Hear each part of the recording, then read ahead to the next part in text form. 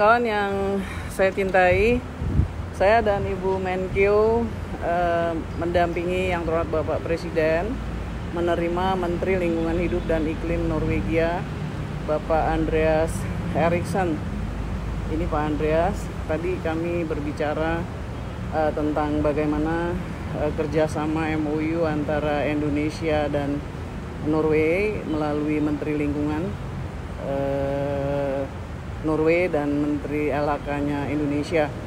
Sasaran utamanya adalah Forest and Other Land Use Net Sync 2030, dan tadi diceritakan sudah ada juga dukungan konkret atau kontribusi sebagai prestasi aksi iklim Indonesia sebesar 156 juta US dollar, itu kira-kira setara dengan karbon 30,2 juta ton.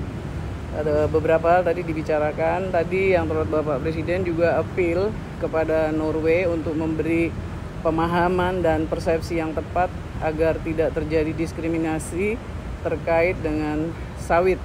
Tadi kita menyampaikan bahwa hal-hal seperti itu sudah kita tangani dengan baik. Selain itu juga tentang metodologi di dalam inventory sekarang yang oleh EUDR regulation itu sedang ditata mengenai pendataan dan land inventory-nya. Jadi Indonesia juga mengkritisi metode land inventory-nya dan ini sedang terus kita kerjakan. Mungkin Pak Eriksen. Okay, for all of you. First and foremost, thank you to Ministers Nurbaya and Mulyani for some fantastic days here in Indonesia, and also for the President to taking the time to discuss and talk with us.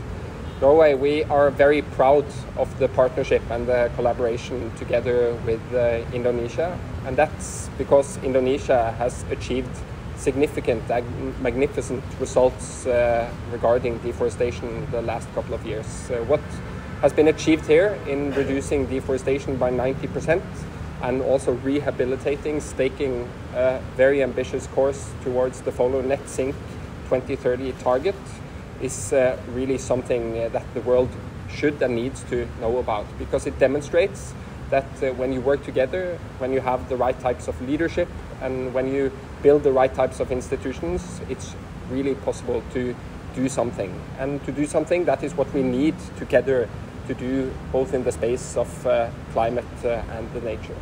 And then I'm also very glad that the ministers took me on a fantastic field trip to Sumatra yesterday, that we were able to see the orangutans. You have a truly beautiful country. I could have stayed much longer, so I guess I'll have to come back at a later stage, because we've had some fantastic days here, also talking about all the opportunities that lies ahead of us, how we can continue building on the partnership through the MOU signed in 2022 to continue together on the path that we both want to walk, and to demonstrate for other countries that is possible to do. So thank you for the President for receiving us here, for the ministers to spending time with us, discussing with us, having fruitful talks, and also to Indonesia for hosting us in such a magnificent way. Thank you very much. Benar. Kawan-kawan, Pak Eriksen ini tiba hari Jumat sore, landing jam 3.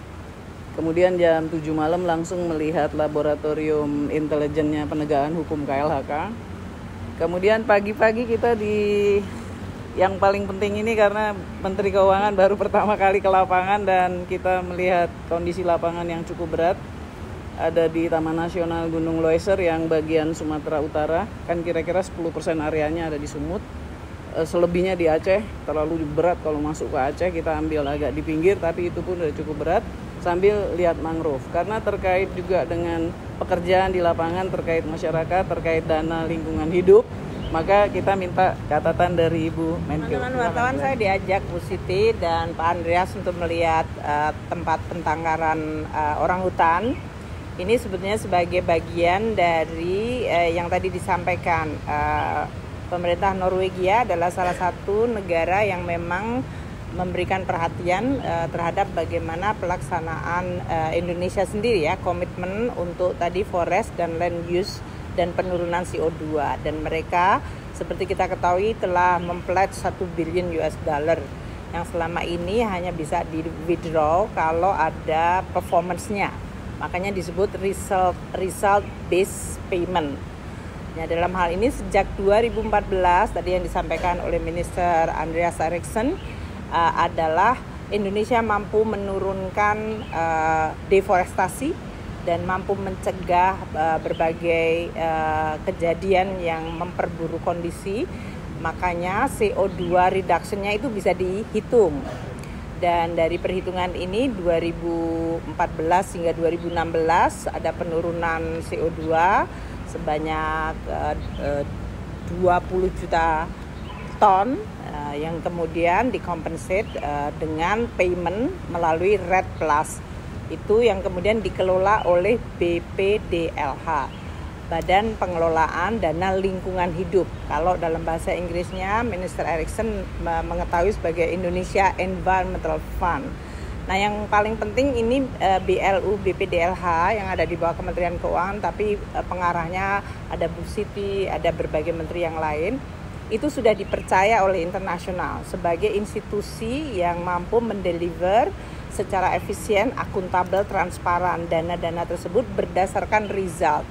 Dan ini tentu membuat kita makin mampu untuk bisa memanfaatkan sumber-sumber dana dari luar negeri. Seperti diketahui BPDLH itu tidak hanya menerima dana grant dari Norway, tapi juga ada dari Bank Dunia dan dari filantropis yang lain.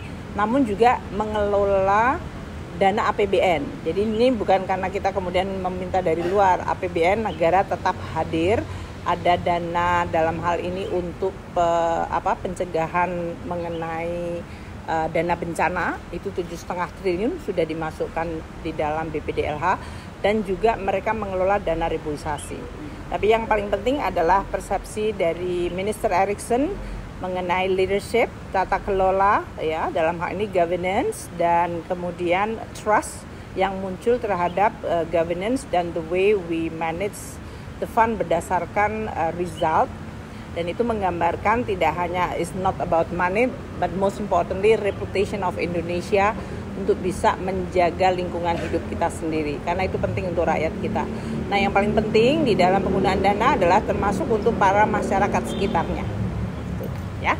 Jadi mereka dari sisi aktivitas ekonomi, sosial, seperti yang kemarin kita lihat di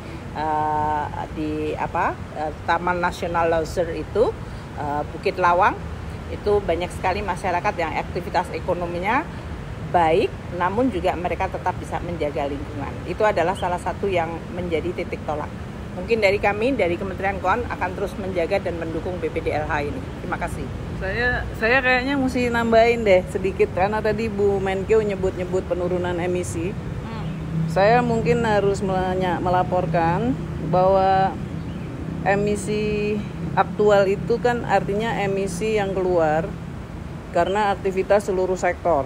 Jadi ada dari kehutanan, dari kebakaran hutan, dari energi, dari industri, dari sampah dan lain-lain. Itu dari tahun ke tahun itu naik.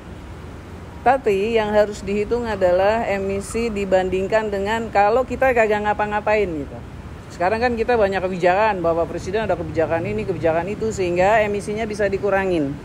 Nah, saya mau kasih datanya dikit. Dari tahun 2020 emisi kita yang turun itu 945 juta ton. 2020, 2021 889 juta ton. 2022 875 juta ton. 2023 lagi dihitung, tapi perkiraan saya lebih sedikit lagi penurunannya karena kebakaran, karena El Nino kemarin 2023 cukup berat tapi masih bisa dikelola. Jadi tetap masih di atas 810 juta ton. Artinya ini kalau dipersenin nih 48, 43, 41, 40-an persen. Dia masih lebih tinggi dari target. Karena target komitmen kita cuma 31,89. Kalau ada kerjasama internasional bisa 43% targetnya. Yang diberikan oleh Norway tadi yang Bu Menkeu bilang prestasi kita, kinerja kita itu memang sesuatu, tapi dia cuma bisa kasih kita penilaian itu untuk 30,2 juta ton. Padahal kita nuruninya 800 juta lebih. Jadi masih banyak ruang yang bisa didukung oleh berbagai pihak.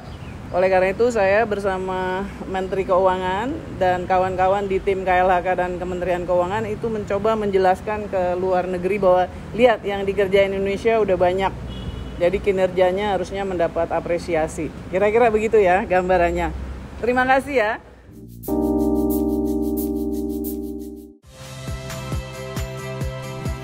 Saya Yasir Neneama. Saksikan program-program Kompas TV melalui siaran digital, pay TV, dan media streaming lainnya. Kompas TV, independen, terpercaya.